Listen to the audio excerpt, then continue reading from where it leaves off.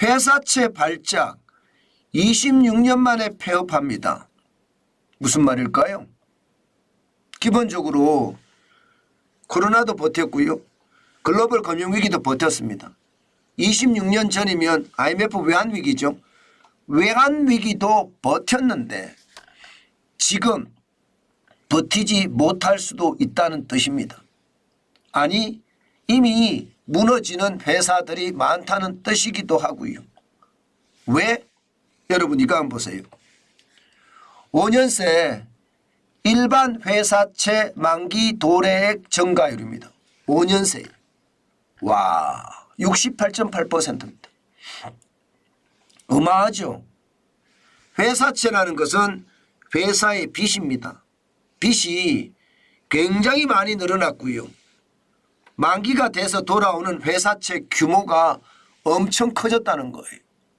자, 이거 감당할 수 있을까요? 2024년 올해 말입니다. 실질적으로 보시면요. 쉽지 않습니다. 2019년만 하더라도 일반 회사채 만기 도래액은요. 41조 4천억 원이었거든요. 올해는 69조 9천억 원 사상 최고치입니다. 거의 68.8%가 늘어났고요. 5년 사이에 28조 5천억 원이 늘어났습니다. 야, 이거 진짜 만만치 않습니다. 경기가 좋을 때는요. 회사채가 많이 돌아와도 솔직히 걱정이 안 돼요. 그런데 경기가 나쁘면요. 이게 상황은 정반대로 돌아갈 수 있거든요. 최악의 시나리오를 쓸 수도 있다는 뜻입니다. 특히 말입니다. 신용등급 A+ 이하 기업들이 2023년에는요. 14조 3천억 원이었잖아요. 2024년에는 18조 1천억 원입니다. 이것은 말입니다. 회사채가 만기가 도래하면 만기 연장 못한다는 뜻이에요. 그러면 무너진다는 뜻이잖아요. 회사채를 만기 연장을 하든가 아니면 갚든가 둘 중에 하나야 해야 되는데 그렇지 못하면 무너진다는 이야기니까 무너지는 회사들이 굉장히 많다는 뜻입니다. 거의 말입니다. 18조 1천억 원이면요. 69조 9천억 원에 비해서 말입니다. 이게 적게는요. 적게는 20%가 넘는다는 거니까 10개 기업 중에 2개는 지금 폐업할 수밖에 없는 그런 상황이 된다는 뜻입니다. 물론 경기가 좋아지면 이거 걱정 안 해도 됩니다. 내수가 좋아지고 수출이 좋아지면 걱정하지 않아도 되는데 지금은 그렇게 넉넉한 여유가 없습니다. 그러면 왜 이렇게 일반 회사채의 만기 도래액이 늘어났느냐.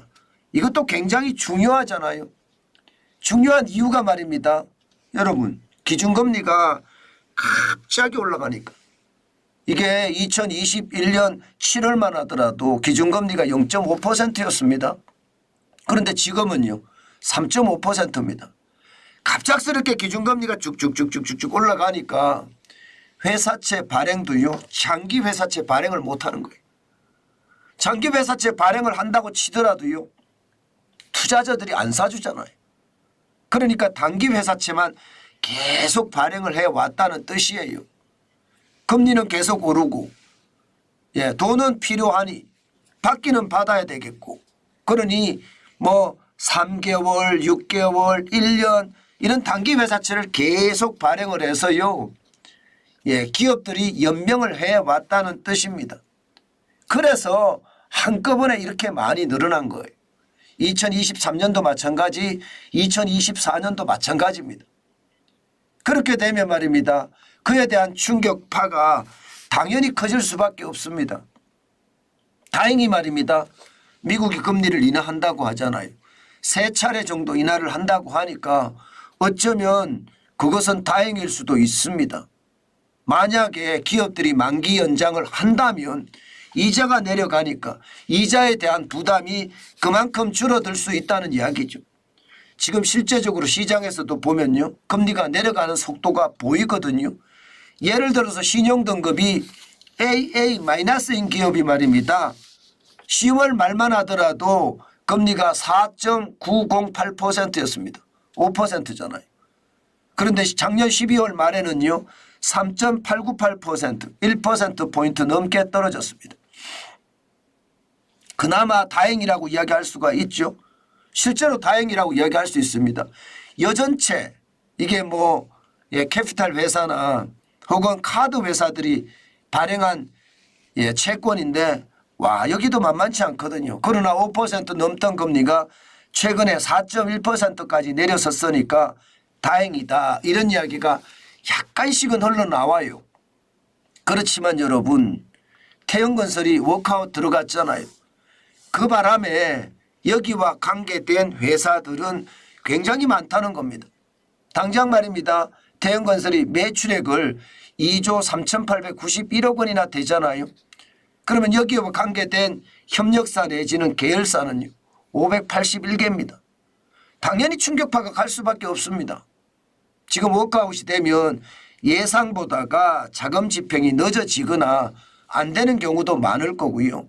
그러면 지금 당장 회사의 빚이 많은 상태에서 태형건설의 어떤 워크아웃에 대한 여파까지 미친다면 결국은 말입니다. 기업들이 줄줄이 폐업하는 그런 사태를 맞을 수도 있다는 뜻입니다. 정부가 지금 조치를 취하고 있습니다. 예를 들어서 PF 때문에 문제가 생기니까 금액이 워낙 크잖아요. 134조 4천억 원이나 3천억 원이나 되니까요. 게다가 연체율도 2.42%잖아요. 2023년 3분기가 말입니다. 그러니 부채에 대한 충격이 되니까 정부도 말입니다.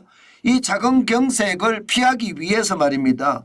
지원을 합니다. 회사채라든가 CP라는 기업음 여기에다가 ABCP라고 이야기하는 부동산 PF와 관련된 채권들 이게 차환 지원 프로그램을 가동을 하고 있습니다. 차환이라는 게 바꿔준다는 거죠. 그렇지만 이 가동도 쉽지 않다는 게 시장의 이야기예요. 결국 지금 우리 경제가 좋아지기 위해서는요. 저성장의 늪에서 빨리 헤어나야 되고요.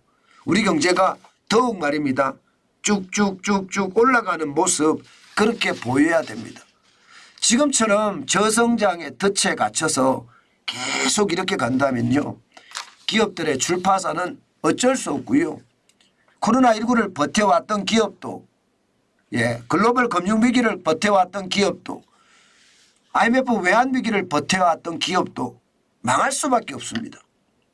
오죽했으면 여러분 26년 만에 폐업합니다.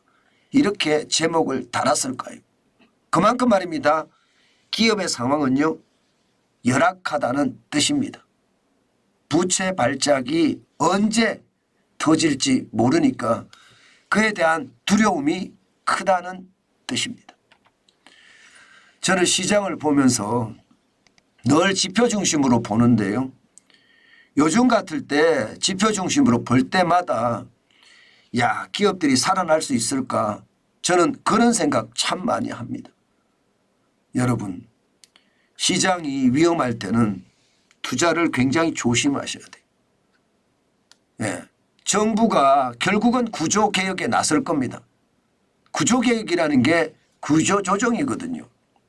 그렇게 되면 어쩔 수 없이 폐업되는 그런 기업들도 많기 때문에 그 폐업에 한 자락 끝에 달려서 내 자산 다 날리는 그런 투자 안 했으면 좋겠다.